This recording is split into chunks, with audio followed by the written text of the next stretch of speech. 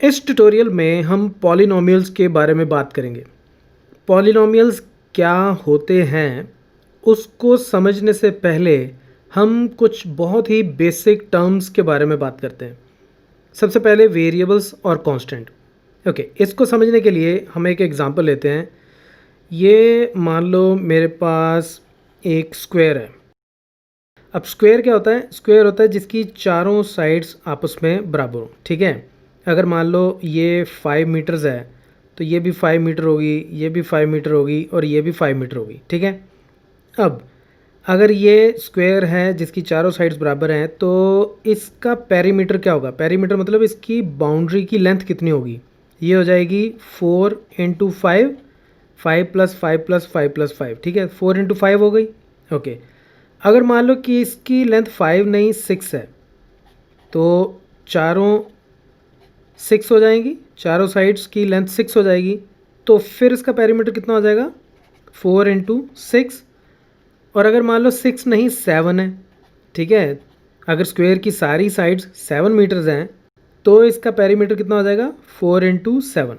Okay, अब अगर आप इसको देखो तो इसमें ये 4 जो है ये तो कांस्टेंट है। ये क्या हो गया मेरा? कांस्टेंट। और ये साइड जो है ये मेरी साइड क्या कर रही है? वेरी। ठीक है, तो ये क्या हो गई मेरी? वेरिएबल। जो पार्ट वेरी करेगा वो वेरिएबल होगा, जो पार्ट फिक्स्ड रहेगा उसको हम बोलते हैं कांस्टेंट। तो जैसे मैं अब इसको 4x लिख सकता हूँ, 4x। तो 4 मेरा हो गया कांस्टेंट और x मेरा क्या हो गया? वेरिएबल। वेरिएबल का मतलब क्या हुआ कि इसकी जगह मैं कोई भी रियल नंबर यूज़ कर सकता हूँ। ठीक है, 4 into 1, 4 into 2, 4 into 7, 4 into 2.5, 4 into square root 2, कोई भी रियल नंबर से अगर मैं इसको रिप्लेस कर सकूँ तो वो क्या होगा? मेरा वेरिएबल। ठीक है, अब ये भी हो सकता है किसी किसी केस में कि x जो है वो सिर्फ रैशनल नंबर हो, सिर्फ नेचुरल नंबर हो, बट हम उस केस में अभी नहीं जाते, हम बिल्कुल जेनरिक रखते हैं। जैसे इस केस में it can be any real number. ठीक है, तो ये हो गया वेरिएबल्स और कांस्टेंट। ओके, अब अगर मेरे पास वेरिएबल्स, कांस्टेंट्स और अरिथमेटिक ऑपरेटर्स जैसे प्लस, माइनस, मल्टीप्लिकेशन, डिवीजन, अगर इनके कॉम्बिनेशन से बनी हुई कोई भी एक एक्सप्रेशन हो, जैसे कि 4x² प्लस 2x प्लस 1, तो ये मेरे पास एक अलजेब्राइक एक्सप्रेशन आ गया। ठीक है, अलजेब्राइक एक्सप्रेशन मतलब जो वेरिएबल्स, कांस्टेंट्स और ऑपरेटर्स के कॉम्बिनेशन से मिलके बना हो। ठीक है, ये मेरा हो गया अलजेब्राइक एक्सप्रेशन। अब इस अलजेब्राइक एक्सप्रेशन में जैसे मैं यही वाला अगर यूज़ करूँ से 4x² प्लस 2x प्लस 1, इसमें मुझे पता है 4 कांस्टेंट है, 2 कांस्टेंट है, 1 कांस्टेंट है और ये x क्या है? ये वेरिएबल है। ठीक है, अब इसमें 4x², 2x और 1, ये तीन मेरे पास क्या आ गई? टर्म्स।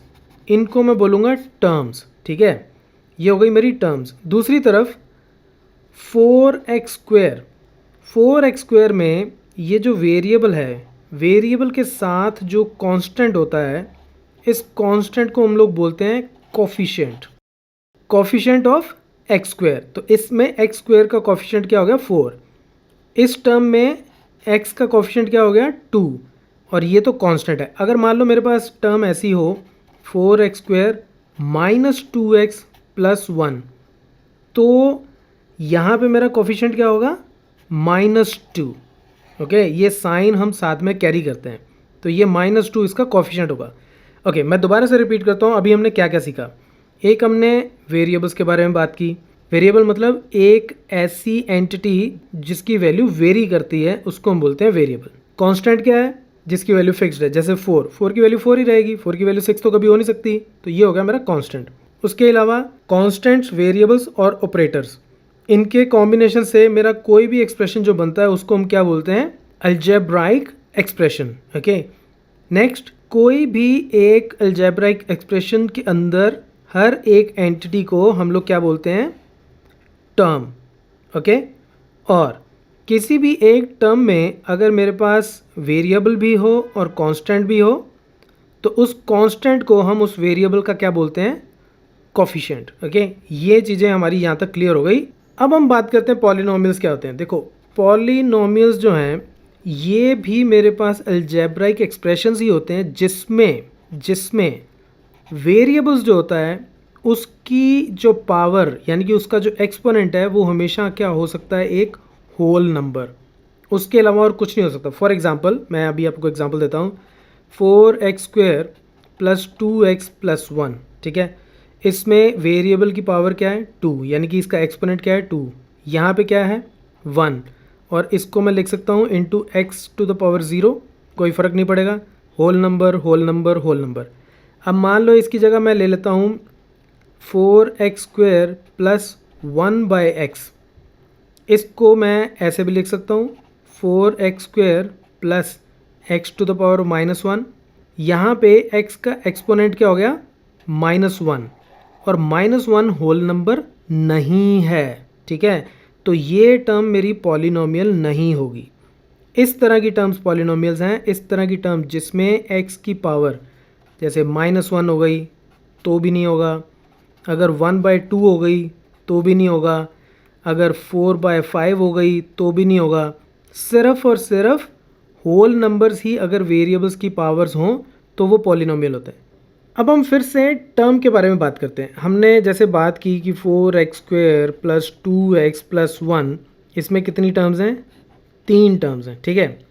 अब कोई भी एक पॉलिनोमियल, देखो पहले तो पॉलिनोमियल इसका मतलब क्या है, पॉली का मतलब होता है मैनी और नोमियल का मतलब होता है टर्म।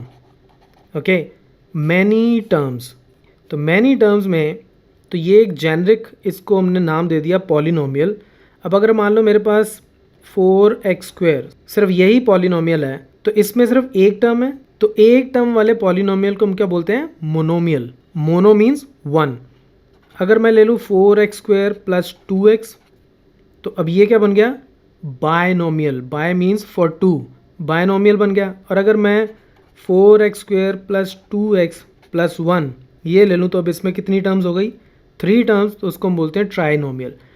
तो अब मान लो मेरे पास 4x5 plus 3x4 plus 2x³ plus 6x² plus 2x plus 1, तो ये तो बहुत सारी टर्म्स होगी, तो इसीलिए हम लोग इसको बोलते हैं पॉलिनोमियल्स। तो टर्म्स तो कितनी भी हो सकती हैं, राइट, 6 हो सकती हैं, 7 हो सकती हैं, तो हम उसको बोल सकते हैं कि polynomial with 10 terms, polynomial with 100 terms, polynomial with 200 terms. Okay, तो ये तो कॉन्सेप्ट हो गया टर्म्स का।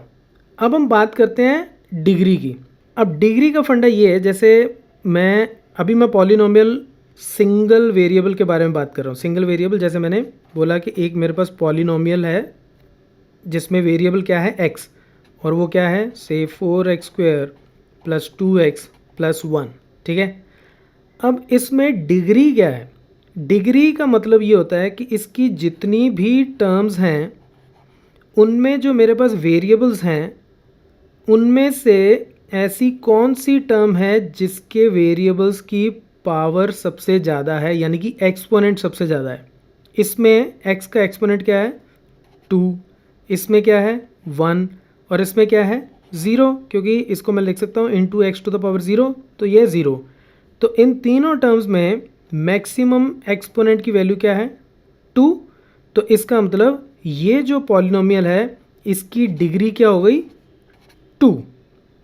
ओके, देखो डिग्री 2 का टर्म से कोई लेना देना नहीं है। अगर मैं लिखता हूँ से 3x² प्लस 1 और दूसरी तरफ से लिख देता हूँ 6x² प्लस 2x प्लस 3, इसमें कितनी टर्म्स हैं, 3, इसमें कितनी टर्म्स हैं, 2, इसकी डिग्री कितनी है, 2, इसकी डिग्री कितनी है, 2। तो इन दोनों की डिग्री 2 है, लेकिन इसमें नंबर ऑफ टर्म्स हैं 2। ये बाइनोमियल है, 2 टर्म्स, और ये है ट्राइनोमियल क्योंकि इसमें टर्म्स कितनी है, 3, लेकिन डिग्री 2। ओके, अब डिग्री का फंडा ये ज़रूरी नहीं है कि सिर्फ मेरे पास जो पॉलिनोमियल है वो सिंगल वेरिएबल वाला ही हो, मल्टीपल वेरिएबल वाले पॉलिनोमियल्स भी हो सकते हैं। कैसे, आप ये कंसिडर कर लो कि मेरे पास एक पॉलिनोमियल है x और y, 2 वेरिएबल्स की फॉर्म में, जैसे कि 4x³ plus 3y plus 2x² plus 6y³। अब इसमें मेरे पास दो वेरिएबल्स हो गए, कोई बात नहीं। अब एक टर्म ये, इसमें x का एक्सपोनेंट कितना है 3। एक टर्म ये, इसमें वेरिएबल y, उसका एक्सपोनेंट कितना है 1, ये y⁴ है, ठीक है। अब ये टर्म ले लेते हैं, इसमें x का एक्सपोनेंट कितना है 2 और y का कितना है 2, तो टोटल कितना हो गया 4। इसमें y का एक्सपोनेंट कितना है 3, राइट। तो एक टर्म के अंदर जितने भी वेरिएबल्स हैं उन सब के एक्सपोनेंट को हम लोग कंसिडर करते हैं और ऐड कर लेते हैं। तो अब इस केस में इसकी डिग्री कितनी हो गई 4। इस पॉलिनोमियल की डिग्री कितनी होगी 4, ओके।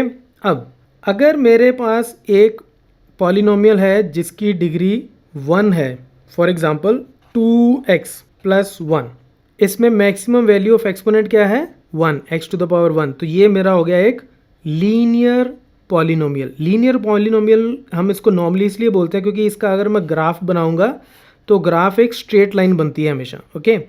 ये कैसे बनती है अभी इसके अंदर नहीं हम जाते, इसको हम छोड़ देते हैं। लेकिन लीनियर नाम इसीलिए आया है क्योंकि ऐसा कोई भी अगर मेरे पास पॉलिनोमियल हो जिसकी डिग्री 1 हो, उसका ग्राफ हमेशा एक स्ट्रेट लाइन बनती है। दूसरी तरफ हम बात करते हैं क्वाड्रेटिक की। अब अगर मेरे पास 4x² प्लस 3x प्लस 2 ये पॉलिनोमियल हो तो इसकी डिग्री कितनी है 2, तो 2 डिग्री वाले को हम बोलते हैं क्वाड्रेटिक। ये क्वाड्रेटिक पॉलिनोमियल हो गया। इसी तरह 3 डिग्री वाले को हम बोलेंगे क्यूबिक। अब ये भी ज़रूरी नहीं है कि हम हमेशा इसको px ही लिखें, मैं इसको qx भी लिख सकता हूँ। नॉर्मली क्या होता है कि जैसे मान लो एक पॉलिनोमियल ये दिया है और एक पॉलिनोमियल और दिया है, से 6x² प्लस 2x प्लस 6, तो ये भी तो पॉलिनोमियल है। अब इसको मैंने नाम दे दिया px कि it's a polynomial of x, और इसको मैंने नाम दिया q means it's also a polynomial of x। तो इसी तरह से px, qx, rx, तो हम इस तरह से डिफरेंट नाम दे देते हैं इसको पॉलिनोमियल्स को नॉर्मली डिनोट करने के लिए। अब हम बहुत इंपॉर्टेंट चीज़ के बारे में बात करते हैं। देखो, अब मेरे पास एक पॉलिनोमियल ये भी हो सकता है जिसकी वैल्यू है से सिर्फ 6, x है ही नहीं, ठीक है। यानी कि एक्चुअली ये है क्या x⁴0, यानी कि ये क्या है कांस्टेंट, ये कांस्टेंट हो गया। x⁴0 क्या होगा 1, तो ये हो जाएगा 6 × 1 विच इज़ 6। तो इस केस में कोई भी कांस्टेंट हो उस केस में डिग्री क्या होती है, डिग्री होती है 0। 0 क्यों? क्योंकि x⁴0 ये पॉलिनोमियल ऑफ x है, तो इसको मैं 6 × x⁴0 लिख सकता हूँ, राइट। तो इसलिए इसकी किसी भी कांस्टेंट की, कोई भी एक ऐसा पॉलिनोमियल जो कांस्टेंट हो उसको बोलते हैं कांस्टेंट पॉलिनोमियल, और उसकी डिग्री हमेशा क्या होगी 0। अब एक बड़ी इंपॉर्टेंट चीज़, ज़ीरो पॉलिनोमियल। अब देखो, अगर मैं पॉलिनोमियल ले लूँ से सिर्फ 0, ना कोई और x की टर्म है ना कोई और कांस्टेंट है, सिर्फ और सिर्फ 0 है, इसको हम बोलते हैं zero polynomial, okay. No worries, बड़ा सिंपल है। इसकी डिग्री कितनी होगी? इसकी डिग्री इज़ नॉट डिफाइंड। क्यों इसकी डिग्री नहीं डिफाइंड? क्योंकि 0 को मैं x⁴0 भी लिख सकता हूँ, 0 × x⁴0। इसको मैं 0 × x⁴1 भी लिख सकता हूँ, 0 × x⁴200 भी लिख सकता हूँ। तो हम लोग कभी भी ये डिफ़ाइन नहीं कर सकते कि इसमें x की ऐसी कौन सी टर्म है, किस एक्सपोनेंट के साथ मल्टीप्लाई करें, क्योंकि किसी के साथ भी मल्टीप्लाई करें वो क्या आएगा 0। तो इसीलिए ज़ीरो पॉलिनोमियल की डिग्री डिफाइंड नहीं होती।